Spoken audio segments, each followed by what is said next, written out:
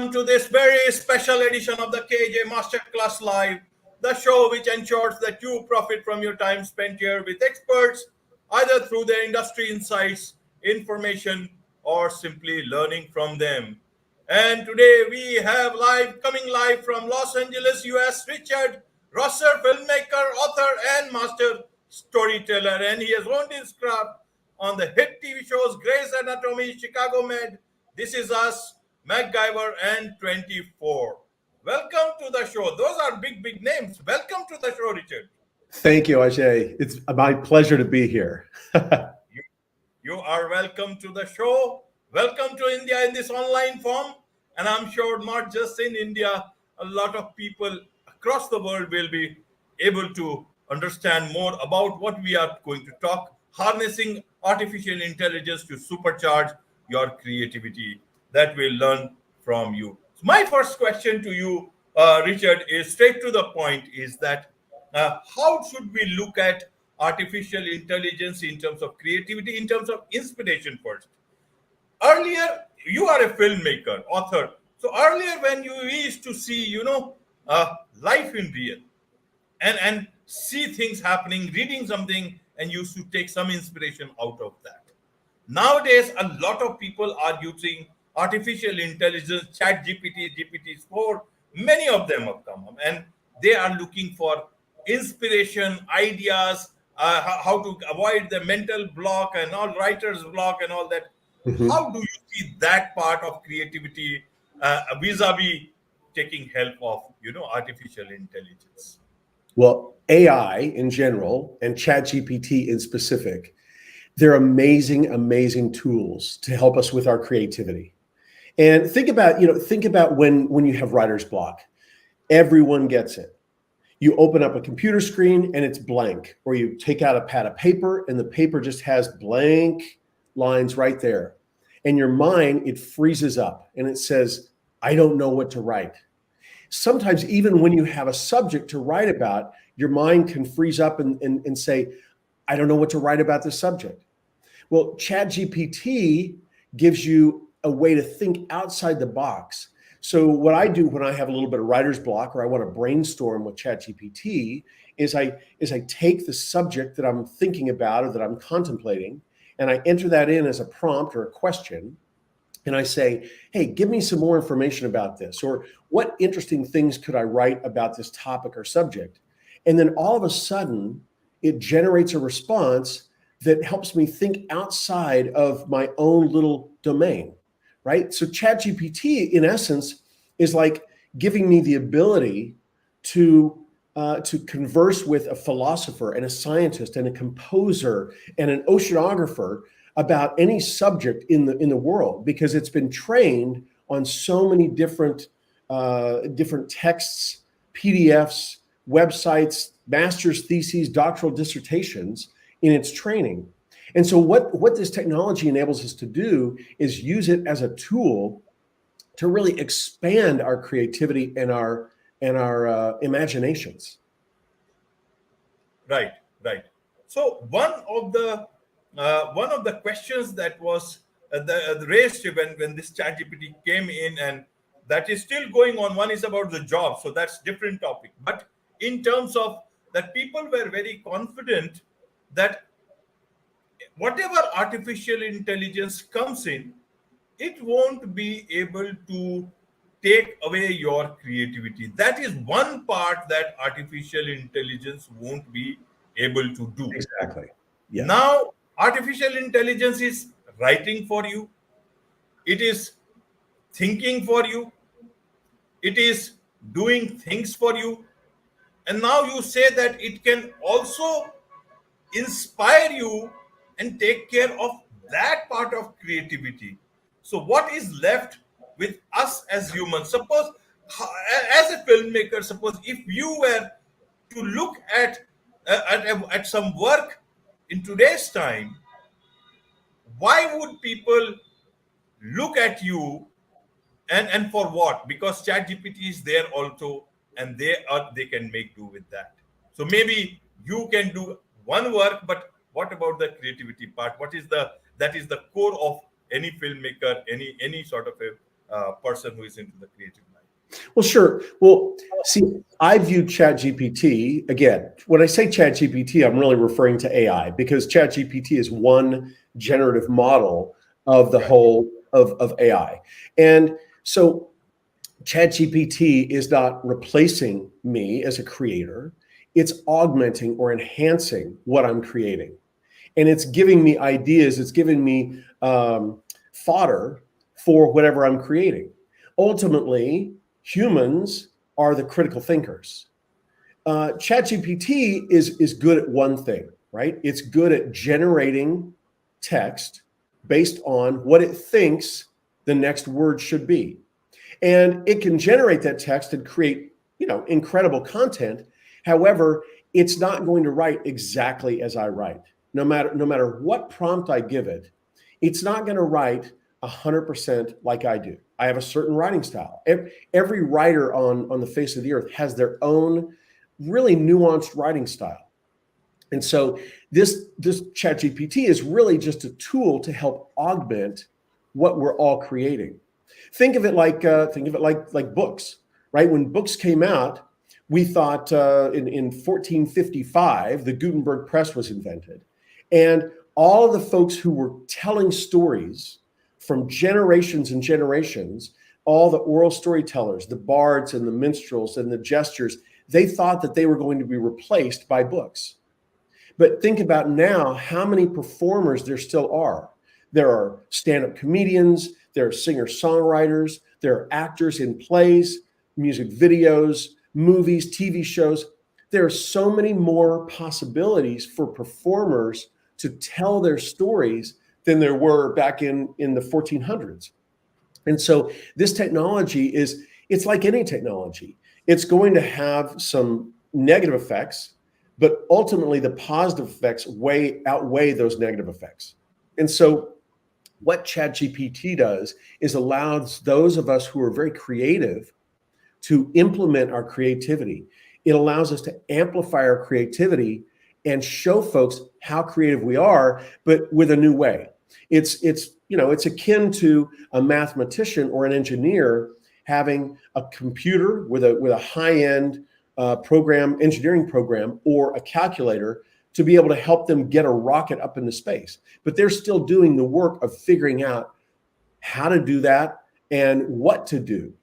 So ultimately, we as human beings are figuring out, okay, here's the concept I want to move forward with. And I'm going to use this tool in ChatGPT to help me realize that concept.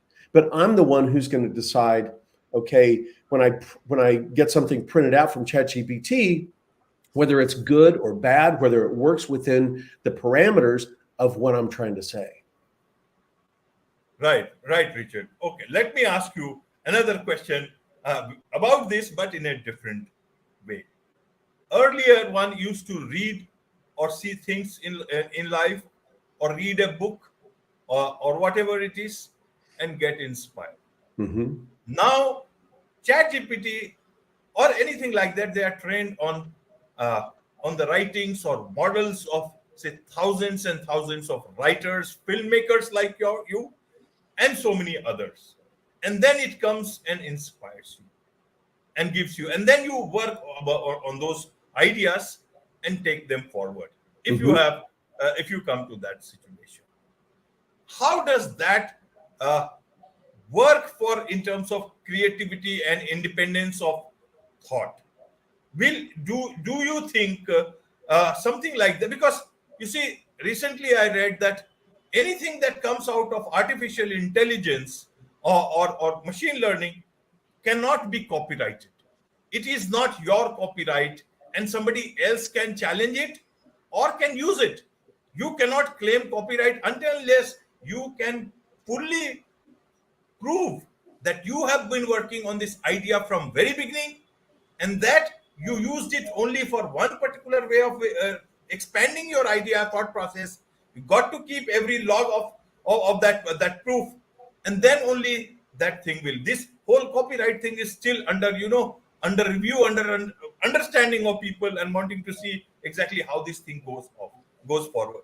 So how do you look at that part of creativity your creativity coming out from thousands of other writers. Earlier it used to be just a couple or maybe a few more. And then what happens to plagiarism, the word called plagiarism? Will that meaning get expanded or further diluted? I'm just trying to understand, that, or fighting for that last bastion or the citadel for creative thought process, and as well as making use of AI in our working. Wow, Ajay, that's you bring up a lot of interesting points in that one jam-packed question. So let's step back a second and think about this, right? So as a human being, let's talk pre-ChatGPT. So as a human being, I love to read.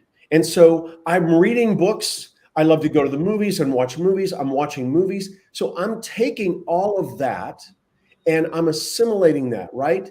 And so whatever I write tends to be based on my life experiences, based on what happened yesterday and the day before and 2 years ago. And so whatever I'm writing is an assimilation of all of that experience that makes up my life. And so if we think about ChatGPT, it's built in a similar way. It's taking information and then it's synthesizing that information to figure out. And again, in ChatGPT, I really don't know on a grassroots or in the weeds level how ChatGPT does what it does, because it's amazing. If you think, okay, through math, it figures out what word should come next after the previous word and the word before that and the word before that. But that's the wonder of this technology. But it's doing a similar type of thing that we are as human beings. It's taking all the information that it's been trained on, just like I watched a movie and I read a book, and I take that information and I assimilate that into my approach to life or writing or whatever I'm creating. And so ChatGPT takes that and it helps create. And so you bring up really interesting points about copyright. At what point is something mine? Or if I typed in a prompt into ChatGPT and it generates a response, is that mine? Am I able to copyright that since I'm the one who wrote the prompt that it returned the response on? I don't have the answer. And even Sam Altman, who is the CEO of OpenAI, I guarantee you he doesn't have the answer either. And that's part of what we need to do moving forward with this technology is really work hard to figure those kinds of questions out, because they are very pressing questions. But my point is, I view ChatGPT from a storyteller's lens. And so for me, it's an incredible resource that we can harness and use. And I'm not saying that I only want to live in a world with me and ChatGPT. That's not what I'm saying. I'm not saying that I'm going to use it purely just for inspiration. I'm going to live my life. I'm going to see friends and work with colleagues, and I'm going to go out. I'm going to travel. I'm going to see things, and I'm going to take that. And so when I think about writing a book, or I think about creating a film or a movie or a TV show, it's going to be a combination of my approach to life, and then I'm going to type in a prompt that asks ChatGPT sort of about its opinion on whatever I'm creating, and see what it returns, and see maybe there's something it thinks of that I didn't think of. And so therein lies the ability of ChatGPT to serve as a tool to help us be more interesting creators. So, it's not meant to replace our life experience. It's meant to augment our life experience and give us an amplification of what we're looking to say. Does that sort of answer a little bit of that multi-pronged question you had? Absolutely, it answers, and the whole idea was just to for the understanding of my audience is to get that many people have many answers, many questions to this. I try to represent those different views and different questions in whatever little Absolutely. I can understand. And since you are the master, it's a fact. You are a master. You are a master storyteller. You are the master for today's master class. So that's a fact. But the master also has to answer some questions, because Yes. that will make the master become the super master when they challenge themselves. And I do it on behalf of the audience, so that we all become better learners. It's like the prompts. The better the Exactly. prompts, the output is better. Well, let me say to that's another element of what we're discussing here is the iterative process of ChatGPT. And so if we look at, and what I mean by that is it's an iterative process. It builds over time. So look, and Ajay, I'm sure that you've played around with ChatGPT. You may use it a lot. When you first went in, the very first prompt that you typed, did you get 100% response? Did it give you everything you wanted and more? No. No, even today it gives, Even it does today, not, right. and it in fact gives you chances. You please let me know whether the response was good or bad, so you keep on refining it. Well, and sometimes I type in a prompt or a question and I'll get a response, and then I'll say, that doesn't seem to be all there is, or it doesn't seem to really fulfill what I was hoping. And I'll say, okay, ChatGPT, can you make this better? Or what can I do to make this better? And so it's a continuous process. All sorts of layers are going on, right? It's a process of us learning how to use this technology. I mean, think about the internet. When the internet first came out, we were on modems, right? And you had to wait, right? And you can only download so much. And think about the process that it went through to get to where we are today, where you and I are talking. You're in India, I'm in California. We're talking over airwaves. It's amazing, and there's no delay, right? And so the process of this has taken years for us to get to this point. And so the same thing's going to happen with ChatGPT. It may not be years, it may be months or days, but the idea is that we can ultimately use this technology in ways that we never thought possible. 20 years ago, you and I would never have known each other unless I had traveled to India or you had traveled to California, or we'd written a letter. I mean, even back then, a bulletin board on, we would never have seen each other's face. And so the idea is that this technology can help bring some really interesting things to the way we create. Think about TikTok. TikTok is available because of this technology. And there are people out there who are creating amazing things through TikTok. Now, there are also people who are, just creating ridiculous dance moves. But, Right. So everything has its positives and its sort of medium notes. But this technology, we can harness this technology on an individual level, because one of the coolest things about ChatGPT is its own instruction manual. And do you know what I mean by that?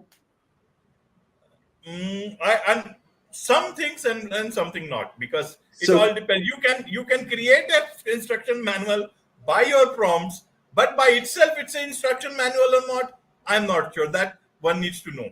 well, think about if you buy a microwave or if you buy a TV, you start pressing buttons and you have to look and read through an instruction manual and see what this button means or what this button means. Well, you can literally type into ChatGPT, how do I do this better within ChatGPT, or how can I use ChatGPT better to help me brainstorm marketing or ways of finding clients? You can use ChatGPT as its own instruction manual, which is truly amazing. And so what I normally do is when I type a response, I type a prompt to get a response, I then go in afterwards and I say, hey, is this a real story? And it may say, oh, I'm sorry, I didn't realize you wanted a real story. Well, that's hallucination. And for those of your listeners who don't know, that's when ChatGPT makes something up. It's called a hallucination. And so you can use ChatGPT to get better at using ChatGPT. Does that make sense? It's kind of meta, right? Yes. But it's really wonderful. And you can use ChatGPT to explore it and the creative process. So think about this. Imagine that you're a graphic designer and you want to become a really great graphic designer. You want to get all sorts of clients. You can go in and say, what can I do to get more clients as a graphic designer, a freelance graphic designer? And it will list you can ask it to list in bullet points all those possibilities. And it will give you ideas that you never thought of. And you can, in fact, say, give me some really crazy ideas for how I can boost my business as a graphic designer. And it'll come back with all sorts of wild and crazy ideas, again, that you never would have thought of in a million years on your own.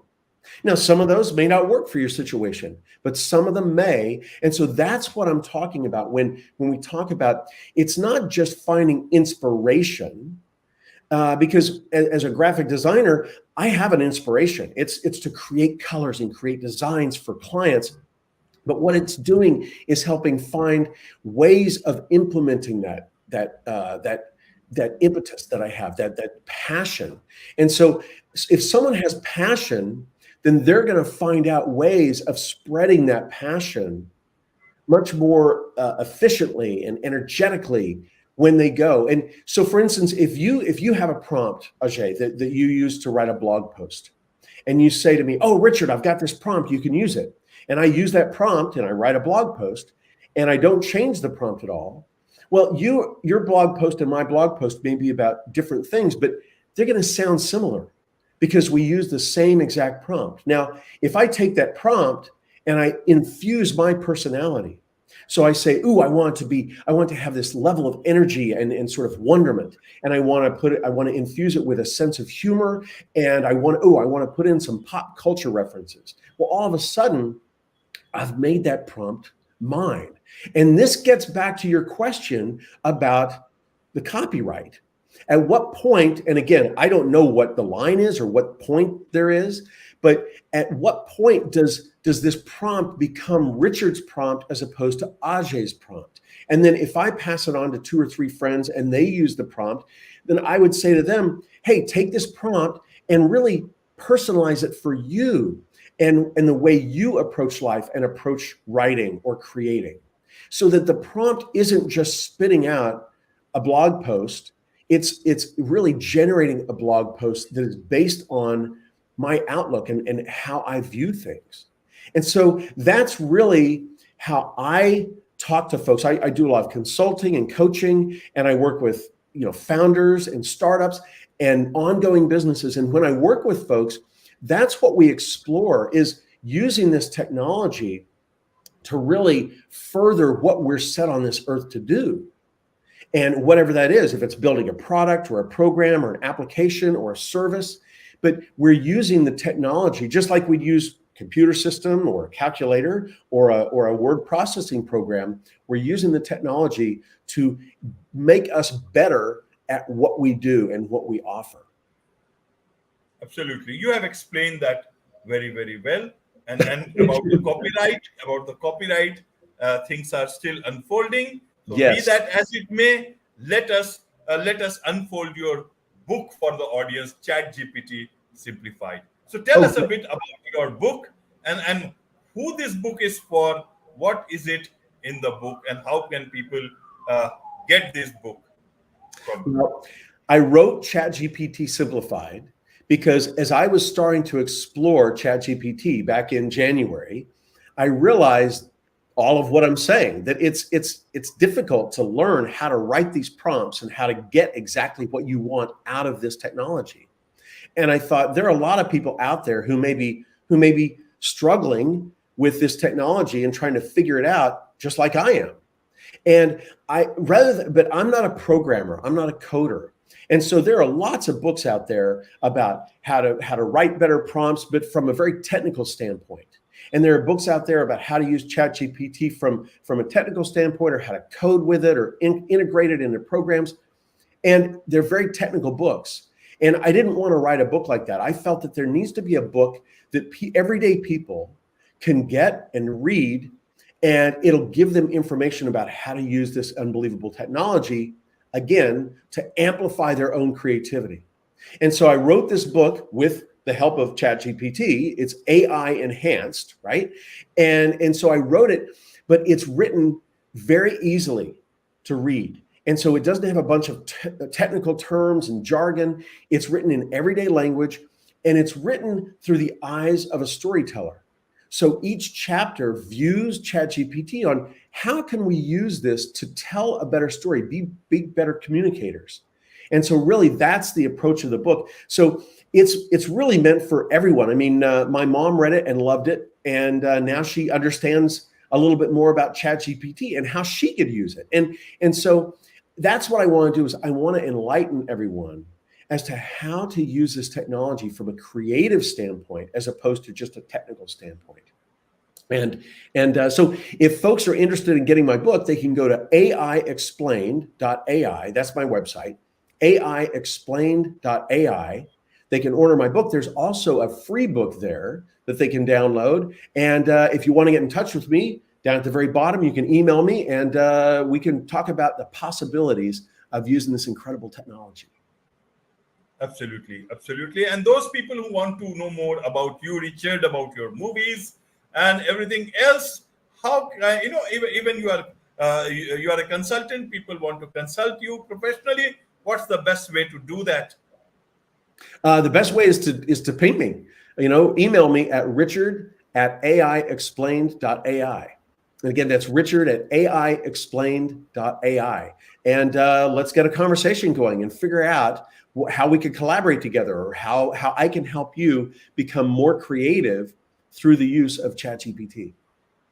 Absolutely, absolutely. Whatever the thoughts about AI of different human beings may be, the fact remains that the conversation part can never be replaced by any sort of artificial intelligence. That will, the conversation between human and human will keep us driving forward and continue to make us humans as we are in the best version that we know each other about. Exactly. Perfectly said, Ajay. With this, it's a wrap on this very special edition of the KAJ Masterclass Live. Thank you so much indeed for joining us.